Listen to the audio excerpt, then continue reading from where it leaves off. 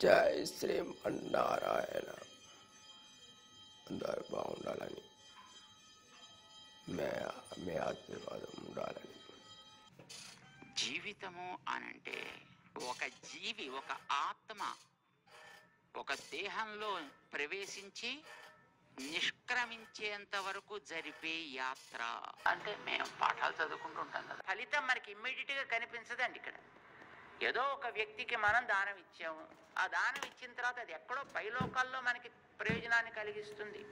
ఇక్కడ కాదు, తాత్కాలికంగా ఇక్కడ ఓహో వీడిని గొప్ప దాతండి అని కాస్త చప్పట్లు కొడతారు, మాల వేస్తారు, శాలువా కప్పుతారు, అక్కడితో ఇది క్లోజ్.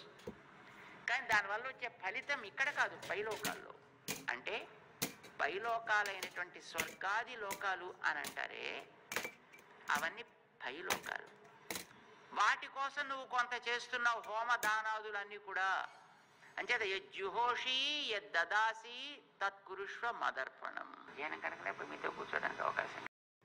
మానసికమైనటువంటి ఆలోచన ఎక్కువ చేసే ప్రయత్నం చేయి, దానికోసం మంచిది తెలుసుకో.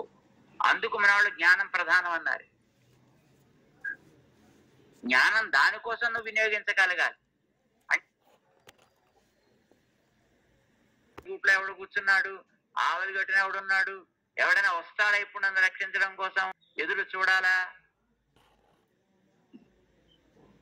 ఏమి ఆలోచించడానికి వీల్లేదు. అప్పుడు చేయవలసిన పనల్లా టకా టకా ఈదడమే పని, అంతే. అప్పుడు ఎంత శక్తి ఉంటే అంత శక్తిని, ఎందుకంటే ఆలోచిస్తే కూడా కొంత శక్తి ఖర్చు అయిపోతుంది. చూడండి, శారీరకంగా మీరు పడే శ్రమ కంటే మానసికంగా చేసే ఆలోచన వల్ల ఎక్కువ శక్తి కన్స్యూమ్ అవుతుండేది మనిషిలో.